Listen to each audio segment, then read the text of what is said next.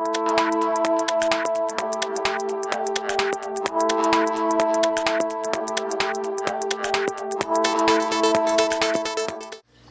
going on, guys? This is Joe Young coming at you with an update video on the 33-gallon long. It was named the other tank, but I think after this video you guys will definitely know what the project is and what species I'm going to be trying to breed. Alright, so this is the sump area. I apologize for some of the algae. The tank just like barely cycled. It took about 4 weeks to cycle. It's a little bit longer than usual, and I can definitely explain what happened later on when we go up top. But down here we have 2 betas. So when I bought a Dragoon, the other beta in my little mini S, I couldn't pass up some of these sweet looking koi betas. So on the right here we have a yellow and black / white koi beta. And then on the left side here, we have just a traditional koi beta with red, black, and white. And both of these are male as well.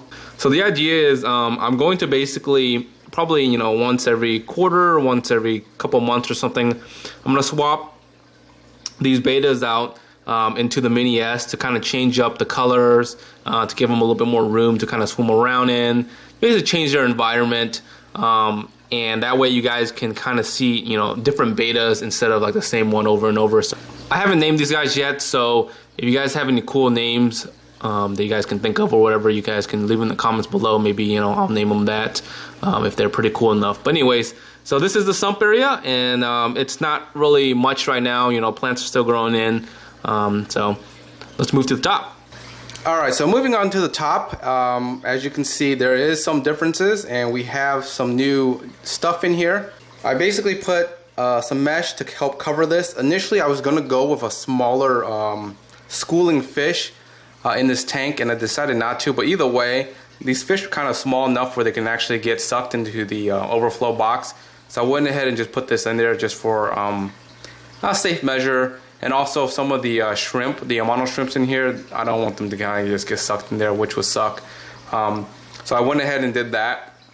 The first thing you guys will notice is there's a lot more moss in here. I use a bunch of my Taiwan moss in my 60p. I had just extra rolling around, threw it on top of this. Alright, so the next thing you guys will notice is there's a lot of caves. This is for the fish that I'm going to be trying to breed in this tank. We'll try to catch a glimpse of them in a little bit when we move on to the other side. I think a lot of them are on this other side here. But in this tank, the stock so far is going to be approximately 10-ish celestial Danios. As you can see on top there, they're really skittish, but they're really cool. They're in here just to really eat any, floating debris, just food that just doesn't get eaten by these other fish that I'm trying to breed. And there's a bunch of amanos in here to help control algae. I think I have maybe like 7 or so of those guys in here, and obviously the plants in here as well. I'll probably get some more nearite snails to help control some of the algae, but that would probably be going into the sump area with the betas. But in terms of equipment, you'll see in a little bit here I tossed in a MP10 to help with the flow. As you can see, the flow is kind of like pretty decent, but the flow mainly is going to be for the fish I'm about to show you guys. Alright, so here's the other side of the tank. The MP10 is right there in the middle. It's on a pretty light / flow right now. I have also one SAE in here to help control any algae. But if you can see right there on the far left, that is the species I am going to try to breed right there, guys. As you can see, it's right there. Zebra plecos. So plecos is one of my favorite fish of all time. I used to keep a bunch of common plecos, and then kind of recently moved on to the more expensive / rarer plecos, just because now I can actually afford them. Back in the days, I was just kid, didn't really have money, so the common plecos had to do. So now I'm going to be trying to breed a bunch of the zebra plecos. So this project is going to be the zebra pleco breeding project, guys. This is going to be so sweet. These guys just went in the tank today. You know, these other fish in here probably were in the tank for probably a week already, just to help build up the bacterial growth in the tank. But the zebra plecos are just fresh in the tank today. The tank has cycled maybe like last week, so everything is looking good so far. Yeah, right now I only put maybe a quarter of them in here. I actually have 4 of them in here currently. I have 8 more that have been in my other smaller tanks in quarantine for probably 3 months or so. They're doing really well, so there's going to be not 1, not 2, not 3, but 12 zebra plecos in here, guys. 12. There's not a lot of people that actually keep zebras, so it's really unique, rare, and also, you know, they're expensive fish, I'm not gonna lie. Not many people can keep 12 guys, you know, or buy 12 guys. So definitely, this is going to be pretty sweet. Yeah, I'm super excited for this project. A lot of them are kind of in the 2-inch range.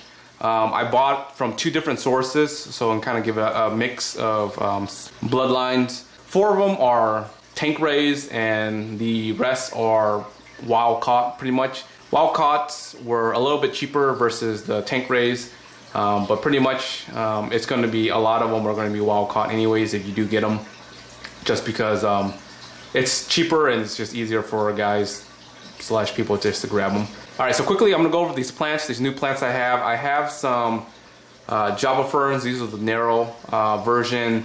And I got some Anubias Nana Petite. Just because my other plants on the other side, they started dying, and that's really what took the tank much longer to cycle, is because a lot of these plants just melted back and the ammonia just spiked in this tank like super high. And it took probably additional like 1.5 weeks to actually cycle, versus like my normal other tanks only take about like 2 to 2.5 weeks to actually cycle.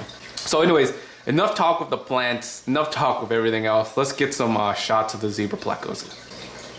Alright, so here's one of the zebra plecos. It's going to be a little bit hard to catch these guys since they're all the way in the back here. But the colors are just beautiful in these little fish.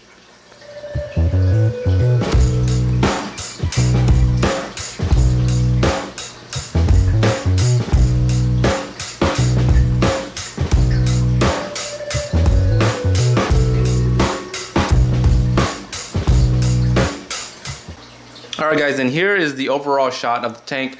Everything's looking like, you know, it's doing really good. It's going to take, you know, probably a couple more months before the plants actually take off, settle in, and actually grow a lot faster. Alright guys, so there's the quick update on the new livestock for the tank. I hope you guys are excited for this new project as I am. These plecos are going to be pretty sweet. I did originally planned to do a 2-species pleco on here, but the other species is in a different tank, and I'll show you guys that in the upcoming future in terms of update. Until next time guys, peace. Are you looking to take on the next challenge in the planet tank hobby? Then make sure to check out the purely aquatic Wabikusa Eco Ball. It's simple, unique, and easy to care for. This is the next level in the planet tank hobby, blending immerse and submerge plants together. Stop by the store at purelyaquatic.com to buy your own Eco Ball and rare plants.